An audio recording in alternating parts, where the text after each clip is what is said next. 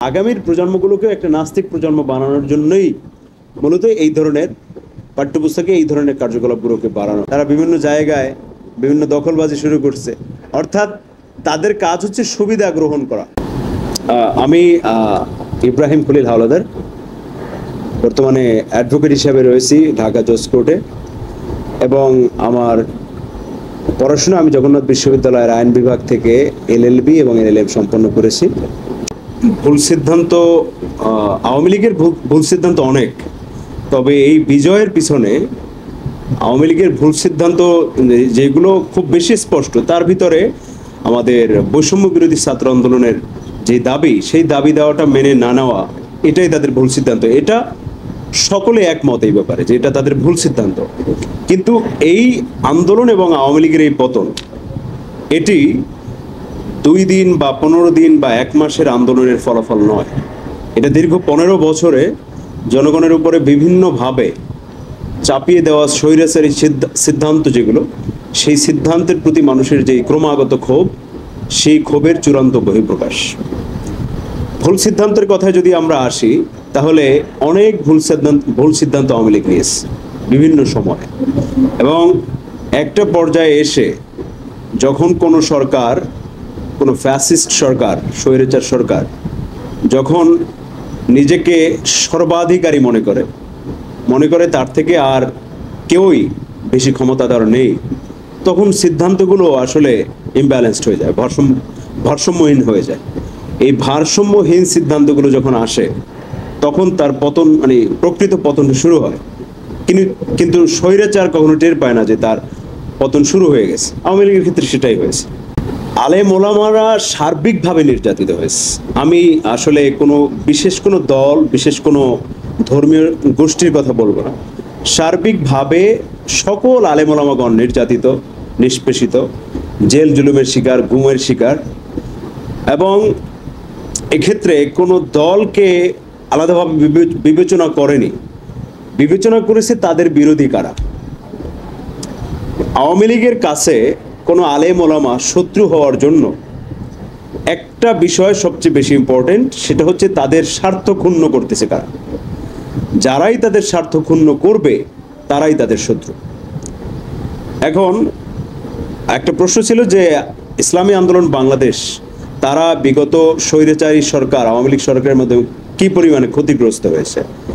আসলে বিভিন্ন আন্দোলনে, আমাদের বিভিন্ন গণসমাবেশে, বিভিন্ন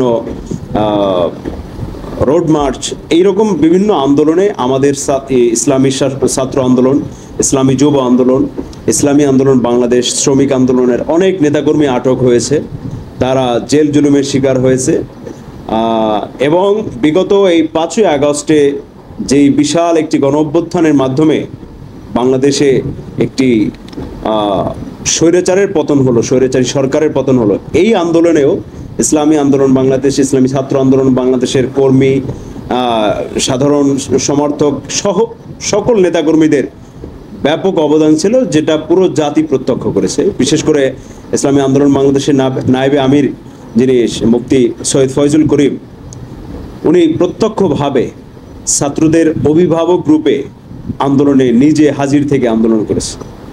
তো জেল জুলুমের কথায় আসলে এইভাবে হিসাব করে বলা যায় না, বাট অনেক জায়গায় অনেক বাজেভাবে ইসলামী আন্দোলন বাংলাদেশ, ছাত্র আন্দোলন সহ অন্যান্য সকল অঙ্গ সংগঠনের বিভিন্ন পর্যায়ের বিভিন্ন নেতাকর্মী এই স্বৈরাচারী সরকারের ক্ষমতার ব্যবহারের শিকার হয়েছে, তারা নির্যাতন, নিপীড়ন, অত্যাচারের শিকার হয়েছে। এদেশের মানুষের মধ্যে ইসলামকে ক্ষমতায় দেখা, ইসলামী শাসনকে ক্ষমতায় দেখা, এটা তাদের একটি চরম ইচ্ছা এবং চরম আকাঙ্ক্ষায় পরিণত হয়েছে। 5ই আগস্টের মাধ্যমে যে বিজয় অর্জন হয়েছে, এই বিজয় অর্জনের পরপর এইটা এটা দীর্ঘদিন আগে থেকে চলে আসে একটি ষড়যন্ত্র। এটা ব্যাপারটা হলো এমন যে সাধারণত মন্দিরের পাহারা কে দিবে? যার যার ধর্মের ধর্মীয় উপাসনায় সেই পাহারা দিবে, ঠিক না? কিন্তু দেখা গেছে যে 5ই আগস্টের পরে সাধারণ মানুষ এবং বিভিন্ন ইসলামী দলের বিভিন্ন পর্যায়ের নেতাকর্মীরা রাতভর মন্দির পাহারা দিয়ে তারা হিন্দুদের ধর্মীয় উপাসনালয়, হিন্দুদের জান মালের তারা নিরাপত্তা দিচ্ছে রাত জেগে জেগে। এবং যেই প্রোপাগান্ডাগুলো ছড়ানো হচ্ছে এগুলোর আসলে কোনো ভিত্তি নেই, সম্পূর্ণ মিথ্যার উপরে ছড়ানো হয়েছে এই প্রোপাগান্ডাগুলো। এবং শুধু তাই নয়, বিভিন্ন ভিডিও ছড়িয়ে পড়েছে যে অমুক জায়গায় আগুন দেওয়া হয়েছে, অমুক জায়গায় ঘরবাড়ি পুড়ে দেওয়া হয়েছে। আমরা বিবিসি রিপোর্ট দেখেছি, সেখানে বলা হয়েছে যে এগুলো সম্পূর্ণ ভিত্তিহীন। এবং অধিকাংশ ভিডিও এটা ইন্ডিয়ান গণমাধ্যম, ভারতীয় যে গুজবী গণমাধ্যম আছে তারা এগুলো ছড়িয়ে দিয়ে বলছে যে বাংলাদেশে হিন্দুদের উপর অ্যাটাক করা হচ্ছে, তাদেরকে পুড়িয়ে মারা হচ্ছে, তাদেরকে জবাই করা হচ্ছে, হিন্দুদের সব কিছু লুটপাট করে নেওয়া হচ্ছে। এই ধরনের ঘটনা, কিছু ঘটনা একদম যে ঘটেনি এটা আমি বলবো না, দুই একটি ঘটনা ঘটছে বিচ্ছিন্নভাবে, বাট এটাকে অনেক বেশি বাড়িয়ে, এটাকে বিভিন্ন রং চং মাখিয়ে মিথ্যা, এর ভিতরে শত শত কোটি কোটি বিষয়কে, ছোট ছোট বিষয়কে যুক্ত করে একে অনেক বড় বড় করে তারপরে প্রচার করা হয়েছে, যেগুলোর কোনো সত্যতা নেই এবং যেগুলো সম্পূর্ণ ভিত্তিহীন। পরবর্তীতে বিভিন্ন ইন্ডিপেন্ডেন্ট ফ্যাক্ট চেকিং বিভিন্ন অথরিটি তারা ফ্যাক্ট চেক করে দেখেছে যে এই ভিডিওগুলোর সোর্স বা এই ভিডিওগুলো অরিজিনেশন অনেক আগের, এবং অনেক ভিডিও যেটা বাংলাদেশের না, যেটা বরঞ্চ মুসলমানদের উপরেই অ্যাটাক। অনেক ভিডিওতে দেখা গেছে যে মুসলিমদের উপরেই অ্যাটাক হয়েছে ইন্ডিয়াতে, সেই ভিডিও বাংলাদেশের হিন্দুদের উপরে অ্যাটাক বলে চালিয়ে দেওয়া হয়েছে। যে অন্তর্বর্তীকালীন সরকার বর্তমান ক্ষমতায়, রাষ্ট্র ক্ষমতায় আছে, এইখানে যে উপদেষ্টা পরিষদে যারা উপদেষ্টা মণ্ডলী আছে তারা দেশের বিভিন্ন, বিশেষ করে সাংবিধানিক যে প্রতিষ্ঠানগুলো আছে, আমাদের নির্বাচন কমিশন, আমাদের বাংলাদেশ সুপ্রিম কোর্ট থেকে শুরু করে আমাদের যে সাংবিধানিক প্রতিষ্ঠানগুলো আছে, কর্ম কমিশন, এই সাংবিধানিক প্রতিষ্ঠানগুলোতে যে ভয়াবহ রকমের দলীয়করণ হয়েছে, এই দলীয়করণ সহ আরও বিভিন্ন যেই জঞ্জাট, দুর্নীতি বা অন্যান্য যে জঞ্জাটগুলো, এই জঞ্জাটগুলো দূর করে একটি সংস্কারের একটি সুন্দর পরিবেশ সৃষ্টি করে তারপরে যদি একটি নির্বাচন দেয়, আমার মনে হয় সেটা সকলের জন্য গ্রহণযোগ্য হবে। এবং এটার জন্য স্পেসিফিক টাইম, এটা আমার মনে হয় বর্তমান যারা অন্তর্বর্তীকালীন সরকারের উপদেষ্টা পরিষদে আছে, প্রধান উপদেষ্টা থেকে শুরু করে অন্যান্য উপদেষ্টাগণ, তারা আমার মনে হয় এটা ভালো বলতে পারবে যে শিক্ষার পরিবেশ কিভাবে ফিরে আসবে। ছাত্রদের মধ্যে একটা আন্দোলনমুখর একটা মনোভাব তৈরি হয়ে গেছে, অর্থাৎ কথায় কথায় তারা আন্দোলনমুখর হওয়া, শিক্ষার প্রতি এক ধরনের বৈরাগ্য ভাব, এক ধরনের অনিচ্ছা, এই যে পরিবেশ, এই পরিবেশটা কিভাবে দূর হবে? আমার মনে হয় যে বাংলাদেশে যেই বর্তমান প্রচলিত যেই আমাদের শিক্ষা কারিকুলাম আছে, এটাকে অতি দ্রুত পরিবর্তন করে নতুন শিক্ষা কারিকুলাম চালু করে শিক্ষার্থীদেরকে দ্রুত শিক্ষা প্রতিষ্ঠানে ফিরিয়ে সিস্টেমেটিক্যালি তাদেরকে শিক্ষা প্রতিষ্ঠানের সাথে অ্যাটাচড করে রাখতে হবে। শিক্ষা কারিকুলাম, আমাদের বই পুস্তকে ইসলামী ব্যক্তিত্ব, আমাদের প্রিয় নবী মোহাম্মদ সাল্লাল্লাহু আলাইহি সাল্লাম, আমাদের সাহাবায়ে আজমাইন সহ যারা এই দেশ, এই উপমহাদেশে মুসলমানদের পক্ষে বিভিন্ন সময় বিভিন্ন আন্দোলনের শাহাদাত বরণ করেছে, তাদের বিষয়বস্তু, তাদের ঘটনা, পাশাপাশি ইসলামকে মানুষের সার্বজনীন জীবনে, মানুষের বিভিন্ন জীবনের বিভিন্ন ক্ষেত্রে ইসলামের নিয়ম কানুন প্রয়োগ করলে সেটা আমাদের জন্য কতটা কল্যাণকর হয়, এই বিষয়গুলো আমাদের যদি পাঠ্যপুস্তকে না থাকে তাহলে ইসলামের ব্যাপারে মানুষের অপূর্ণ থাকবে, অনেক কিছু জানবে না তারা। এবং পরবর্তীতে দেখা যাবে তাদেরকে হুট করে যখন কেউ ইসলামের ব্যাপারে কিছু জানাবে, তারা অবাক হয়ে যাবে, কারণ তাদের কিছু জানা ছিল না। এবং এই ধরনের সমস্যা থেকেই মূলত জঙ্গি সৃষ্টি হওয়ার সম্ভাবনা বেশি। এই যে গ্যাপ, জ্ঞানের এই যে গ্যাপ, ইসলামী শিক্ষার এই যে গ্যাপ, এই গ্যাপের কারণেই এই ধরনের জঙ্গিপনার সৃষ্টি হয়। আমাদের শুধু দেশের স্বৈরাচারের সরকারের প্ল্যান না, মূলত এটা একটি বহিরাগত একটি এজেন্ডা। এই এজেন্ডার সাথে বিভিন্ন এনজিও জড়িত, এই এজেন্ডার সাথে অনেক বহিরাগত রাষ্ট্র জড়িত। অর্থাৎ এই দেশটাকে একটি মানে মানসিকভাবে, মানুষদেরকে মানসিকভাবে সেকুলার বানানোর জন্য, একটি সেকুলার, বিশাল একটি সেকুলার প্রজন্ম, ধর্মহীন একটি প্রজন্ম হিসাবে বের করে আনার জন্য আমাদের মাথায় এই ধরনের এই ধর্মনিরপেক্ষ বিষয়গুলোকে ঢুকিয়ে দেওয়া হয়েছে। মানে এটাকে আমি ধর্মনিরপেক্ষ বলবো না, এটাকে আমি বলবো পক্ষপাত দুষ্ট ধর্মনিরপেক্ষতাবাদ। কারণ ধর্মনিরপেক্ষতাবাদ যেটা, মানে যদি ধর্মনিরপেক্ষতার পিওর সেন্সে আসি, সেটা বলতে কি বোঝায় যে প্রত্যেকটা মানুষ সে যেই ধর্মেরই হোক না কেন, সে তার ধর্ম সে সুন্দর করে পালন করতে পারবে। এইটি হওয়া উচিত ছিল ধর্মনিরপেক্ষতাবাদের প্রধান বিষয়বস্তু। এই প্রজন্মটাকে একটি নাস্তিক প্রজন্ম বানানোর জন্য বা আগামীর প্রজন্মগুলোকে একটা নাস্তিক প্রজন্ম বানানোর জন্যই মূলত এই ধরনের পাঠ্যপুস্তকে এই ধরনের কার্যকলাপগুলোকে বাড়ানো হয়েছে। এবং এই এই এই বিষয়টাতে, এই জায়গাটাতে আমি মনে করি আমরা ব্যক্তিরাও দায়ী। কিভাবে দায়ী?